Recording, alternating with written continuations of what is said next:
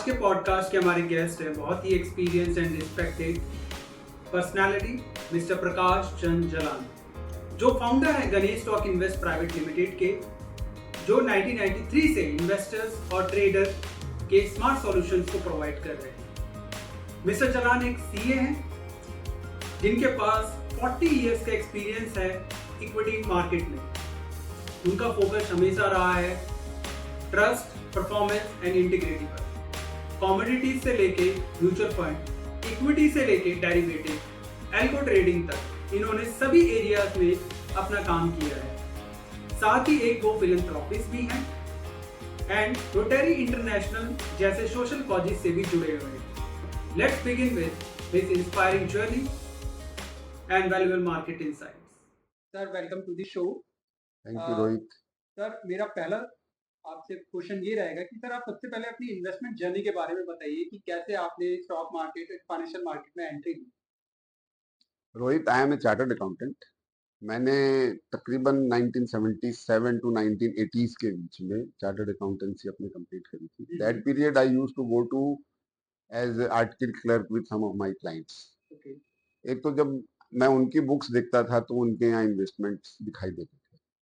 Secondly, during that period during the Janata government, उन्होंने कुछ foreign कंपनियों को उस समय 74% स्टेक्स सेल करने के लिए स्पेशल ऑर्डर्स दिए थे। तो that time that companies were all coming with public issues, जिसमें प्रोमिनेंट कोलगेट है, HMM है, ग्लैक्सो है। तो मेरे पास बहुत छोटी सी पूंजी थी पर्सनल, अराउंड 10,000। तो वो हमने उस पब्लिक इशूज में लगाना शुरू किया और अराउंड 1 ईयर और 1.5 ईयर में that turned out to be 1 lakh. तो उससे मेरा इंस्पिरेशन बढ़ा और that is how I started. और उसके बाद सीए करने के बाद मैं there was some break with some other businesses, but in 1984 और 85 we took the membership of Bombay stock exchange, BSC। और फिर वहां से हमने दिल्ली रह के हम बॉम्बे के क्लाइंट्स जनरेट करते थे और ट्रेड कराते थे। देन अगेन इट कंटिन्यूड और 1993 में जब स्टॉक एक्सचेंज NSE का आ गया तो we took the membership of the exchange और फिर हम कंटिन्यूसली एज ए ब्रोकर काम करते रहे और धीरे धीरे क्लाइंट जोड़ते रहे और today until now it is going very well. आपको कोई पर्टिकुलर सेक्टर्स हैं जो आप लगता है कि they can make a good diversified portfolio? देखिए, क्योंकि सेक्टर्स तो बहुत सारे हैं, लेकिन जो मुझे सबड्यूड सेक्टर नजर आ रहा है उसमें मैं IT को ले सकता हूँ, उसमें मैं रियल एस्टेट को ले सकता हूँ, उसमें कुछ फाइनेंशियल सेक्टर्स को ले सकता हूँ। सर्विसेज इंडस्ट्री हमेशा चलती रहेगी। कंज्यूमर अच्छी है, लेकिन शायद मैं उसको इतना ना लूं जितना इन 3 या 4 सेक्टरों को लेकर। बड़ा इंपॉर्टेंट क्वेश्चन होता है जैसे हम इन्वेस्टमेंट करते हैं, तो इन्वेस्टमेंट में पेशेंस और डिसिप्लिन अकॉर्डिंग टू कितना इंपॉर्टेंट है? इन्वेस्टमेंट में ये दोनों चीज ही जरूरी है, पेशेंस भी और डिसिप्लिन भी। प्रेजेंट सिनेरियो थोड़ा चेंज हो गया है because of the electronic and IT system and information system. तो क्विक डिसीजंस लेने बहुत जरूरी है, but earlier we use to do with the company balance sheet, their ratios, their fundamentals. तो वहां तो वो पैसेंस बहुत ही जरूरी था, पैसेंस और डिसिप्लिन दोनों। आज के जमाने में वो पैसेंस तो नहीं है, लेकिन डिसिप्लिन आज भी चाहिए, चाहे वो F&O की ट्रेडिंग हो, चाहे कैश की ट्रेडिंग हो। और हर इन्वेस्टमेंट का अपना अपना, हर इन्वेस्टर का अपना अपना एक सिनेरियो है, और वो जब इन्वेस्टमेंट के लिए उतरे तो उसे अपना एक गोल सेट करना जो बहुत जरूरी है, जिसके अंदर वो डिसिप्लिन भी आती है और पैसेंस भी आता है। तो दोनों की ही आज के दिन जरूरत है, बहुत ही जरूरी, बहुत ज्यादा। क्वेश्चन ही यही था। जैसे अभी हम we are going through a very volatile market. Last to last month high tariff की वजह से वॉलेटाइल था। अभी इंडिया पाकिस्तान का वॉर हो गया। सो इन सिचुएशंस में काफी ज्यादा जो वॉलेटाइल मार्केट होता है, आप अपने रिस्क और इमोशंस को कैसे हैंडल करते हैं इन दिस मार्केट? रोहित, क्या होता है कि ये जो खास करके पिछला महीना था, ये तो देखियो, ये तो अनरीजनेबली, अनएक्सपेक्टेडली वॉलेटाइल था। Right. इसमें मैं नहीं समझता किसी के इमोशंस कंट्रोल हुए होंगे। इमोशंस तब हिल जाते हैं जब कोई इंपॉर्टेंट इवेंट्स होता है इंटरनेशनली या नेशनली, तब थोड़ा इमोशंस पे कंट्रोल नहीं होता है। अदरवाइज इन दोनों को फॉलो करना जरूरी है, और जो खास करके अपने दिल से, दिमाग से ज्यादा दिल की सुनते हैं, उनके लिए ये वॉलेटाइल मार्केट बहुत मुश्किल का दौर होता है, और उन्हें इनसे बच के रहना चाहिए। राइट सर, अब बच के रहना चाहिए उन इन्वेस्टर्स को। अभी हम डेरिवेटिव्स में ज्यादा हम देख रहे हैं कि ज्यादा ट्रेडिंग हो रही है, स्पेशली आफ्टर कोविड। आप क्या इससे सहमत है कि रिटेल इन्वेस्टर्स को डेरिवेटिव्स के बारे में सीखना चाहिए और ट्रेड करना चाहिए, या उसे एज अ स्पेकुलेशन हेजिंग आप किस तरीके से देखते डेरिवेटिव जो रोहित जो इंट्रोड्यूस किया गया था, हैं? राइट उसका गवर्नमेंट का मेन पर्पस ये था कि आप कैश के साथ उसको लिंक करें, अपने स्टॉक्स को खरीदें, बेचें, डिलीवरी ना छोड़ें, कॉल पुट के थ्रू उसके अपने आप के रिस्क को मिटिगेट करें। That was the purpose of derivative all around. लेकिन पिछले कुछ सालों में जो डेरिवेटिव जिस तरह से इवॉल्व हुआ है, बूम हुआ है, तो वो एक अलग कैटेगरी के लोग निकल करके आ गए, जिनको स्पॉट से कुछ भी लेना देना नहीं है। और डेरिवेटिव जो चल रहा है वो किसी कंपनी के फंडामेंटल्स पे नहीं चल रहा है, न्यूज बेस्ड है खास करके, और इसके अलावा टेक्निकल बेस्ड है।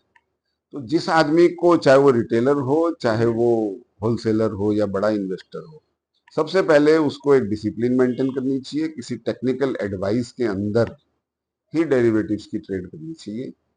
डेरिवेटिव्स सबके लिए अवेलेबल नहीं है, किसी ना किसी या तो एडवाइजर, रिसर्चर की वो हेल्प ले, हाँ, और उसके अकॉर्डिंग ही चीजें कुछ ना कुछ सपोर्ट सिस्टम उसके पास जरूर होना चाहिए, कि मैं चाहे टेक्निकल एडवाइजर है मेरे पास, चाहे मेरे पास अपने पास कोई सॉफ्टवेयर है। और इसमें मैं ये जरूर कहना चाहूंगा कि खास करके टेलीविजन बंद करके अपना ट्रेड करें, स्पेशली मीडिया मतलब हाउसेस। एक ये जो खास करके जो मीडिया हाउसेज और जो इलेक्ट्रॉनिक मीडिया हाउस जो, हाँ, उनसे दूर रह के अगर काम करेगा तो शायद अपने इमोशंस को वो कंट्रोल कर लेगा। राइट, क्योंकि कई बिल्ड है। तो मेरा इससे नेक्स्ट क्वेश्चन ही लिंक्ड है। ऐसा कौन सा इन्वेस्टमेंट में ऐसा मिथ है, like you have spend lot of time in this market from 1978 to 2025, आपने इतना समय बिताया, आपने हर्षद मेहता से लेके कोविड तक देखा है। ऐसा कोई मिथ है आपको जो लगता है कि वो बर्स्ट ही होना चाहिए, ये बर्स्ट होना चाहिए, ये ट्रू नहीं है, लाइक आईपीओ में पैसा लगाओ बनेगा कि बनेगा, समथिंग लाइक दैट? मिथ तो बहुत सारे आए हैं ड्यूरिंग दिस पीरियड, जिसमें right, as you said IPO, as you said IT, IT 2000 में आईटी बस्ट हुआ, और अभी भी कई बार सेक्टर वाइज, जिसमें अभी कुछ दिन पहले, अब हम लेके चले तो गवर्नमेंट सेक्टर के ऊपर अंधाधुंध तेजी आकर के शुरू हो गई। हम सेक्टर वाइज अगर बात करें तो जब अनएक्सपेक्टेडली मार्केट की मूवमेंट होती चली जा रही है, होती ही चली जा रही है, तो वो कि आने वाले टाइम में आप इंडियन स्टॉक मार्केट को कैसे और कितना इवॉल्व होते हुए देख रहे हैं? देखो, स्टॉक मार्केट में इन्वेस्टमेंट जो हम करते हैं उसकी दो थ्योरी लागू होती है। एक तो सबसे पहले जब आप ओवरऑल स्टॉक मार्केट की बात करते हैं तो आप केवल किसी एक कंपनी में नहीं करते हैं, आप पूरे देश की इकोनॉमी के साथ इन्वेस्टमेंट करते हैं। और इंडिविजुअल कंपनी की भी अगर आप बात करो तो आप उस शेयर मार्केट में नहीं इन्वेस्ट कर रहे हैं, आप उस कंपनी में इन्वेस्टमेंट कर रहे हैं। और अच्छी कंपनी, अच्छी गवर्नेंस अगर होगी तो मार्केट हमेशा इवॉल्व होगा। जहां तक हम इंडिया की बात करें तो आपको मैं एक सिंपल सी थ्योरी समझाता हूँ कि आज एक एक्स अमाउंट पे कोई मार्केट है। Say for example if I talk about Sensex, let us take it 80,000। हमारी इसको आप कोरिलेट कर दीजिए इंडिया के जीडीपी के साथ में। कम से कम हम मरी से मरी, आज गवर्नमेंट चाहे 6 बोले, 7 बोले, कोई फॉरेन वाले कुछ भी बोले, एक ऑन एन एवरेज 5% भी लेकर के चलते हैं, तो वो 5% आप जोड़ दीजिए अपने इंडेक्स के ऊपर में, और फिर इसका जो क्या बोलते हैं कंपाउंडिंग करते चले जाइए 5% में, आप 10 साल बाद देख लीजिए क्या हो जाएगा, 80,000। और अगर मैं यहाँ आप लोगों के सामने ये बोलूं कि अगले 10 साल में 80,000 1,60,000 हो जाएगा, तो आपको लगेगा ये आदमी पागल है। आप अपनी मैथ करके देखिए, राइट। आपको अपने आप समझ में आ जाएगा कि 1,60,000 होने से आपने कुछ नहीं कमाया। आप अगर इन्वेस्टमेंट कंपनी वाइज देखेंगे और स्टॉक एक्सचेंज में करेंगे तो आपको 10-12% का अगर रिटर्न चाहिए तो स्ट्रेटेजिकली कीजिए, वो मिलेगा आपको। स्ट्रेटेजिकल इन्वेस्टमेंट कीजिए और आप 10-12% से जोड़ने जाएंगे तो आपको लगेगा कि 6 या 7 साल में ही डबल हो रहा है, और ये होगा, इसमें कोई नहीं रोक सकता। Growth story is already there, growth will continue. जरूरत है आपके सही सिलेक्शन की और अपने इमोशंस को कंट्रोल करने यही सबसे बड़े पिलर है। की। और एक्स्ट्रा ऑर्डिनरी प्रॉफिट्स को देखेंगे, कुछ भी हो सकता हम्म। है। Keep on rolling, keep on moving. अब तो इतना इजी है कि आपको डिलीवरी में कोई झंझट नहीं, उठाने में कोई झंझट नहीं, फंड ट्रांसफर में झंझट नहीं, कुछ नहीं, एवरीथिंग इज इजी। तो वो इजी तरीके से जाइए और रोटेट करते रहिए। ये ना सोचिए कि मेरे टैक्स लग जाएगा। सर यही मेरा कमा नेक्स्ट रहे हैं क्वेश्चन तो था। टैक्स दे दीजिए, कोई समस्या नहीं है। सर यही एक क्वेश्चन और था कि लाइक जैसे हम टैक्सेशन की बात करी, एलटीसीजीएस लास्ट ईयर गवर्नमेंट ने दोनों टैक्सेस बढ़ाए हमारे शॉर्ट और लॉन्ग टर्म। क्या आपको लगता है कि इंडियन इन्वेस्टर ज्यादा टैक्सेशन को लेके सोचने लगे हैं और मतलब उन्हें उस सोच से आगे बढ़ना चाहिए? बिल्कुल सोचते हैं, हमारे अपने भी जो क्लाइंट्स हैं डिस्कस करते हैं कि यार अभी बेच दूंगा तो शॉर्ट टर्म लग जाएगा, मैं राइट। 2 महीना और होल्ड कर लेता हूँ, 2 महीने में तो लॉन्ग टर्म होने वाला ही है। मैं बोलता हूँ यार, आपको थोड़ा टैक्स फालतू लग रहा है, और अगर वहां 2 महीने बाद अगर ये बाजार 10% नीचे चला गया तो आप क्या कर लोगे? एग्जैक्टली। तो कमाई is the first issue, tax is the second issue. Government अगर लॉन्ग टर्म लगाती है, शॉर्ट टर्म लगाती है, आप उसको रोक नहीं सकते, वो उसका डिसीजन है। हम्म।